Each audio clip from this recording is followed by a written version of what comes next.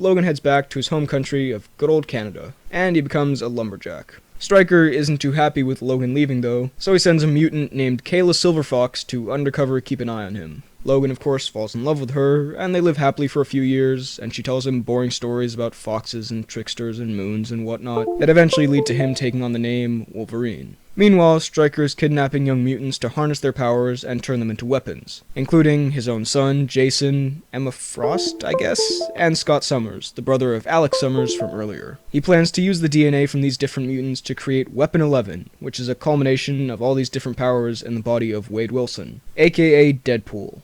Kind of. Now, at some point in these years, in an unexplained way, Charles Xavier gets out of his slump of depression and drug binging and opens up his school again. They don't explain what gave him the motivation in this timeline, he just does. And also, something else that is unexplained in this timeline, but I guess happens. Magneto manages to get out of the Pentagon, and him and Charles reconnect on some level, despite all the awful things Magneto did to Charles. They kind of become friends again, is the bottom line. Meanwhile, William Stryker still isn't done, because he also wants to turn Logan into the ultimate weapon for him. So he hatches a cunning plan. He gets Sabretooth to go around killing the previous members of Team X, then goes to Logan to ask for help with the whole situation. Logan doesn't buy it and turns him down. But after Sabretooth pretends to kill Kayla, and Logan is pretty devastated, he comes back to accept Stryker's offer. To take down Sabretooth, Stryker convinces Logan to get an indestructible metal called adamantium put over his entire skeleton, making him completely unstoppable along with his healing factor. However, as he's going under, he hears that Stryker plans to wipe his memory afterwards, so he'll be a killing machine for him. So he breaks free and escapes.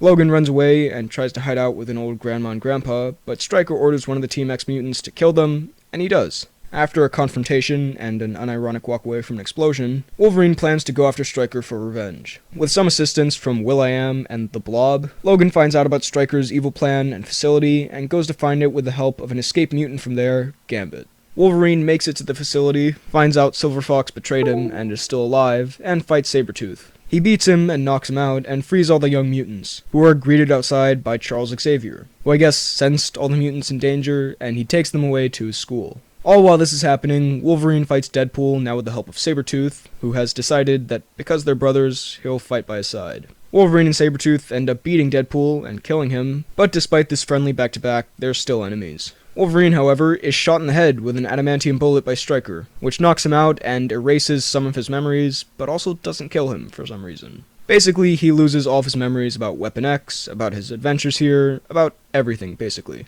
Stryker is sent away to walk until his feet bleed by Silverfox, but he's eventually picked up by a military convoy.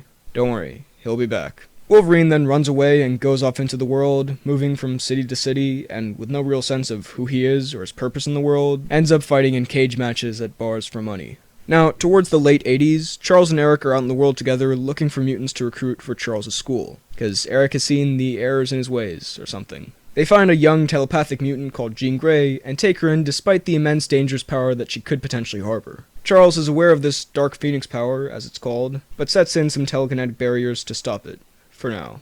However, over the next 15 years or so, fan of this idea, and at a big conference near the Statue of Liberty, he plans to send out a signal that will turn on the man, Storm, show up and save the day, taking Wolverine and Rogue back to Xavier's school, where Charles fills him in on all this stuff. While he's getting kind of settled into this new environment and kind of starts hitting on Jean Grey, to Cyclops' dismay, Magneto is busy getting his plan together. Mystique, who's still working for him, kidnaps a senator who's trying to push this Mutant Registration Act, and Magneto tests his mutant-defying machine on him, and it works. Then, a bunch of stuff happens. Wolverine accidentally stabs Rogue and she absorbs his powers to heal herself. She then runs away and is taken away by Magneto. Charles is sent into a coma because of some green goo placed in Cerebro. And Magneto's plan is coming to a head at the Statue of Liberty. The X-Men arrive and are able to stop him, in the process saving Rogue, letting Mystique slip away, and putting Magneto in a plastic prison cell. After all these adventures, Wolverine, who's still got those memories lost in his brain from that adamantium headshot, is starting to have nightmares about his past, and so asks Charles to help him with that.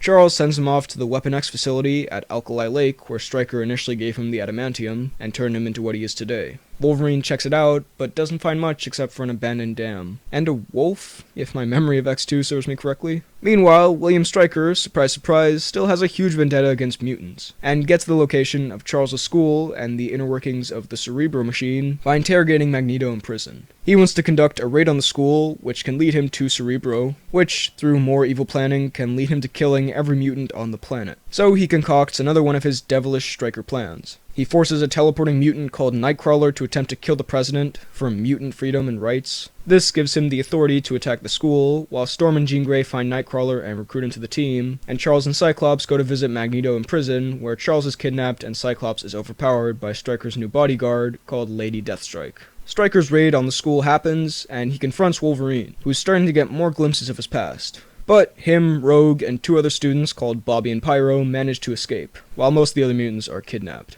Charles is held captive by Stryker, and Stryker brings out his own mutant son to manipulate Charles' mind into doing what he wants him to do, that being mainly killing all the mutants in the world. Wolverine and the gang hang out at Bobby's parents' house, but the cops soon show up and things go a little sour. The four of them are picked up by Jean, Storm, and Nightcrawler, and all of them soon meet up with Magneto, who managed to escape from his prison with a little help from Mystique and a little too much iron in the blood. Too much iron in your blood. They realize that Stryker's secret base is actually underneath Alkali Lake, and they go to infiltrate it to save Charles, Cyclops, and all the other mutants. In the action that follows, Wolverine has a face-off with Lady Deathstrike and kills her, and gets some more severe flashbacks from his times at Weapon X. The mutants are freed, and Magneto manages to get control of Charles and Cerebro back. However, although he seemed like he wanted to be good again there for a little bit, he changes Charles' objective from killing all the mutants in the world to killing all the humans. Luckily, he's stopped just in time, and the X-Men leave the premises, with Magneto, Mystique, and the newest member to the bad guy team, Pyro, going a separate way. Stryker is chained to the dam at Alkali Lake, which then bursts, killing him while the X-Men fly away. However, the X-Plane isn't in tip-top condition, and can't make it properly all the way, so to save them, Jean uses her powers to hold off the flood for just enough time for the plane to get away. She is then overwhelmed and dies, which is pretty devastating to everyone on the team. A few months pass, and life somewhat continues as normal, although the X-Men are still a little torn up over the loss of Jean. Cyclops in particular has kind of gone mad and is super reclusive now after Jean died. Generally speaking though, life is moving on decently well for the mutants. Wolverine is now teaching a bit at Charles' school, and Hank McCoy has gotten himself a political seat, as the X-Men recently had a little visit to the president's office to clear up who are the good guys and who are not. He's the Secretary of Mutant Affairs now in the presidential cabinet, and he's told that the government has found, thanks to this kid, a way to suppress the mutant gene. He goes to tell Charles and company, who are pretty shocked by this, to say the least. While this is happening, Magneto is still on the run as a fugitive, but Mystique has been apprehended by the FBI and is being interrogated about Magneto's whereabouts. Magneto isn't very happy about this, and plans to break her out. He's also, as you would expect, not too fond of this whole mutant cure idea, and is once again recruiting mutants to his Brotherhood to fight against the humans. Meanwhile, Cyclops, who is still distressed about Jean's death, goes to Alkali Lake where she died and has a little bit of a meltdown. However, Jean comes back to life thanks to the evil Dark Phoenix force inside of her, and after a few pleasantries, she kills Cyclops. Storm and Wolverine come and are very surprised to see Jean alive, and they take her back to the school to see what's happened to her. Charles discovers that the Dark Phoenix force inside of her has basically unlimited power, and is quickly getting out of control. So he's starting to get a bit concerned. Wolverine, however, who's still very stunned and happy to see Jean alive, doesn't fully go along with Charles. Also, throughout this whole time, there's this whole thing with a mutant called Angel and his dad learning to accept him, and it's not really super important to the main story, so I'm just gonna mention it here. I'm just saying it because I know someone will be like, "Where's Angel and his dad?" Alright, there you go.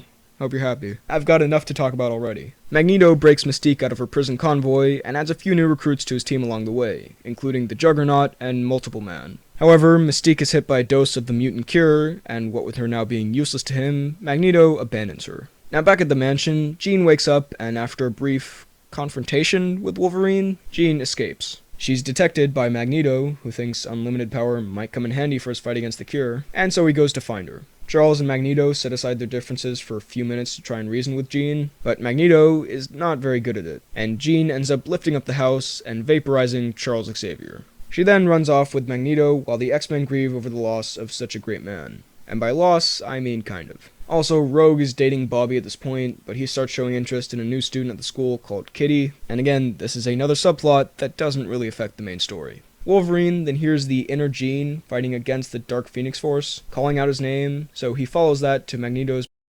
Force has now fully taken over her, and she's unleashing just total havoc and chaos. Wolverine is forced to make the climb up to her, and he finally kills her to end it all. Twin before, yes, I know all these things. That's just how it is. He sends his assistant Yukio to go get Wolverine so he can thank him for saving his life.